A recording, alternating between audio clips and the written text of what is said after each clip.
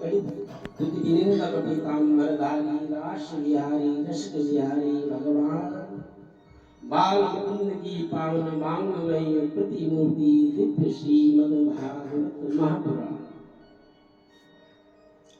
मंडपस्थ विप्र चरणारविंद संत चरणारविंद कथा स्त्री पर विराजमान श्रद्धामयी भक्तिमयी माताओं एवं बहनों, देवी तुल्य भाई और बांधवों,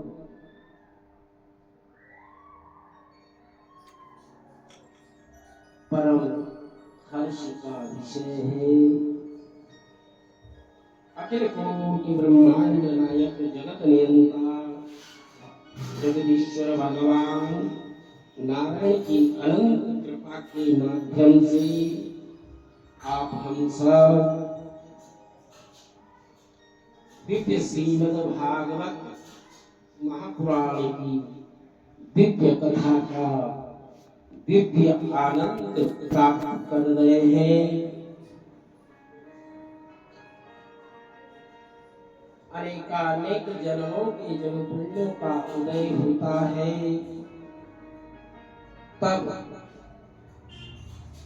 भगवत भक्त भगवान नारायण की शरणागति को प्राप्त करता है। यथार्थ में मानव जीवन का जो लक्ष्य है उस लक्ष्य को हमें प्राप्त करना है।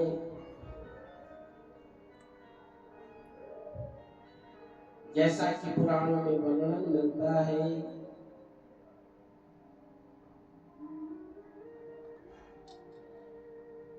विदेहमाद्यं सुलभं सुदुर्लभं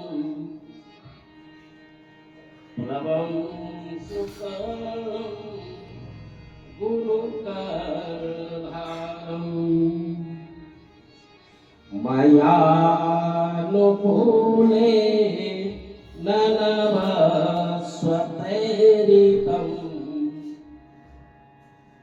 पुमान् भवाब्धि सतरे स आत्मः।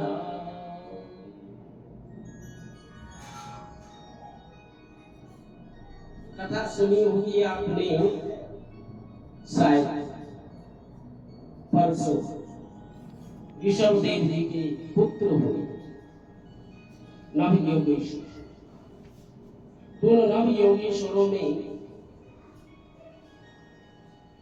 भगवत चर्चा नित्य निरंतर अहर्निश चलती रहती है। तो उन ऋषियों का कथन है निर्देह माध्यम सुलभम सुदुर्लभम, जो दुर्लभ शरीर हमें प्राप्त हुआ, ये जो शरीर है ना ये बहुत दुर्लभ है। निर्देह माध्यम सुलभम, वह हमें सुलभ हो गया, सहजता से ही सुलभ हो गया। अब हमें देह शरीर तो सुलभ हो गया, लेकिन पलवम सुकल्पम गुरुकर्णधारम, इस भव सागर में, इस संसार रूपी समुद्र में आप हम सब गोता लगा रहे हैं, तैर रहे हैं, डूब रहे हैं। तो इस सागर से पार लगाने के लिए क्या होना चाहिए? गुरु कर्णधार, कर्णधार योग्य गुरु होना चाहिए। अब जीवन तो मिला है और जीवन में अगर गुरु नहीं मिला तो जीवन बेकार हो जाएगा, निरर्थक हो जाएगा। तो कर्णधार गुरु कौन है? हमें समुद्र पार करना है, नाविक के पास गए, नाव पर बैठ गए, लेकिन नाव चलाने वाला जो है उसको चलाना नहीं आता है, तो क्या करेगा? डुबो देगा। तो इसलिए गुरु कर्णधार योग्य गुरु चाहिए। अगर गुरु चाहिए तो दिव्य श्रीमद् भागवत से बड़ा कोई गुरु नहीं हो सकता। बहुत ही सांसारिक गुरु अगर हमने बनाए, हो सकता कुछ गड़बड़ हो जाए, स्वार्थ की बात कर ले, परमार्थ को छोड़ दे। लेकिन ये दिव्य श्रीमद् भागवत, ये जो वेद है, ये पुराण है, ये निस्वार्थ भाव से आपका और हमारा कल्याण करती है।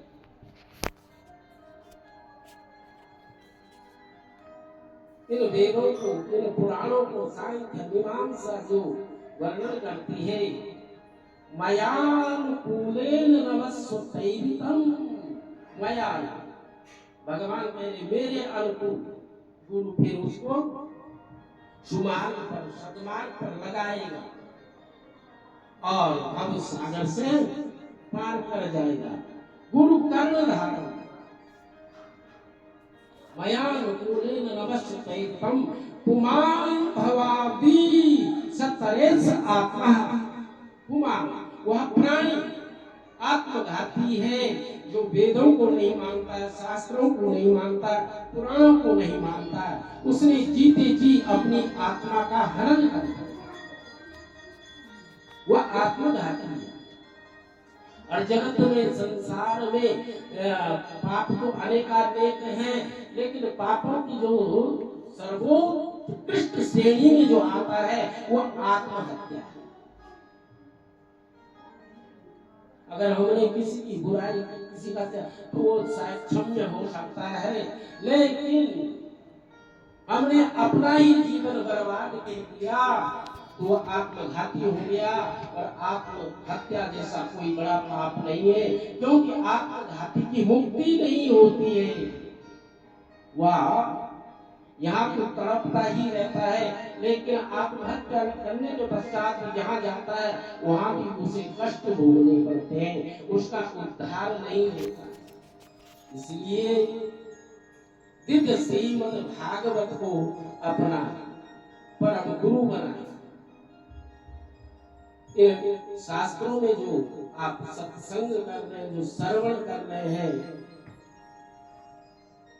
इस सत्संग से हम सहजता से इस भव सागर से, इस संसार से पार हो जाएंगे। हमें जगत में रहकर, संसार में रहकर अभिमान नहीं करना चाहिए, घमंड नहीं करना चाहिए किसी भी बात का। कल आपने सुना होगा, ब्रह्मा जी को घमंड हो गया, अभिमान हो गया, अज्ञान उत्पन्न हो गया, तो मेरे प्रभु ने, दयालु ने, कृपालु ने ब्रह्मा का भी अभिमान जो घमंड था उसको चूर्ण कर दिया। फिर उसके बाद कालियानाग को भी अभिमान हो गया, मेरे गोविंद ने कालियानाग का भी मान वर्धन किया। फिर आप कथा सुने कल, गोवर्धन जी की कथा सुनी, तो यहाँ स्वर्गादि जो स्वर्ग के राजा जो इंद्र है, इंद्र को भी बड़ा अभिमान हो गया, घमंड हो गया। ब्रजमंडल में प्रतिवर्ष ब्रजवासी इंद्र की पूजा करते हैं, जिसका नाम है वार्षिक पूजा, साल भर में एक बार होगा। तो आज ब्रजवासी इंद्र की पूजा की तैयारी कर रहे हैं। नंद बाबा के आंगन में सब एकत्रित हो गए। गोविंद भगवान ने कहा, नंद लाला ने कहा, बाबा ये सब आप क्या कर रहे हैं? तो बाबा ने कहा, ये हम इंद्र देवता की पूजा की तैयारी कर रहे हैं। तो भगवान मुकुंद कहने लगे,